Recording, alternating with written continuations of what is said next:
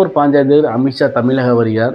வந்து எதிர்க்கட்சி தலைவர் எடப்பாடி பழனிசாமியை சந்தித்து என்டிஏ கூட்டணி சார்பாக எங்களுக்கு பாஜக குறைந்தது 70 சீட்டு கொடுக்க வேண்டும். அதில் 50 சீட்டு நாங்கள் கேட்கக்கூடிய தொகுதி தான் நீங்கள் கொடுக்க வேண்டும் என்றும் கரார் காட்டப் போவதாகவும், இதற்கு வேறு வழி இல்லாமல் எடப்பாடிக்கு சீட்டு கேட்கறதை கொடுத்தான் ஆக வேண்டும் என்று பாஜக சார்பாக முணுமுணுப்புகள் கேட்கப்படுகிறது. இது உண்மையான தகவலாக இருந்து பாஜக கமலாலய வட்டாரங்கள் நமக்கு தெரிந்த சில தகவல், சில மூத்த நிர்வாகிகளை விசாரணை பண்ணோம். அவங்க என்ன சொல்கிறாங்கன்னா, இப்போ சமீபத்தில் நடந்த பீகார் தேர்தலில் பார்த்தீங்கன்னா, சட்டமன்ற தேர்தலில் பாஜக பெருவாரியான வெற்றியை பெற்றது.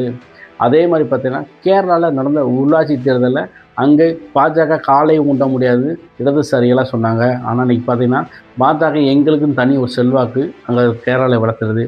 அதே மாதிரி இந்த முறை பாஜக தமிழ்நாட்டில் அதிகமான தொகுதிகள் நிற்கும். அதில் குறைந்தது 50 தொகுதிகள் வென்றும் என்று பாஜக நிர்வாகிகள் காலத்தை தூக்கி கொண்டு சொல்கிறார்கள். ஏனென்றால் பாஜக இதுவரை பார்த்தீங்கன்னா, ஒரு 10 ஆண்டுகளுக்கு முன்னாடி பார்த்தீங்கன்னா, பாஜக தமிழகத்தில் ஒரு வார்டிலோட ஆள்ல, ஒரு கிராமத்து ஆள்லே சொன்னாங்க. ஆனால் இன்றைக்கி அப்படியே மாறி இன்றைக்கி பாஜக இல்லாத கூட்டணி தமிழகத்தில் வெற்றி பெற முடியாது என்ற சூழ்நிலையை பாஜக உருவாக்கியுள்ளது.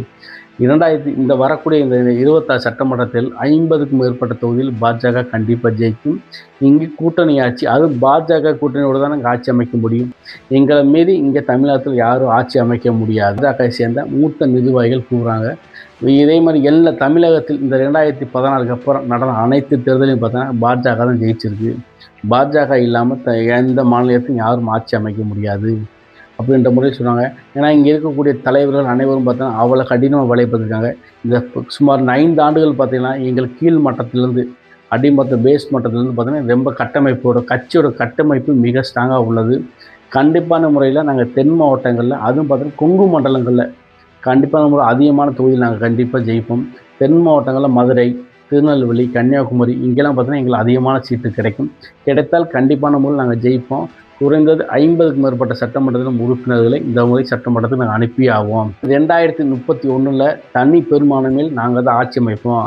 பாஜக தான் அடுத்து தமிழ்நாட்டை 2 மிகப்பெரிய கட்சியாக வலுப்பெறும். திமுக, அதிமுக இருக்க இடம் தெரியாமல் போயிடும் அப்படின்னு அங்கே உள்ள பாஜக நிர்வாகி சொல்கிறாங்க.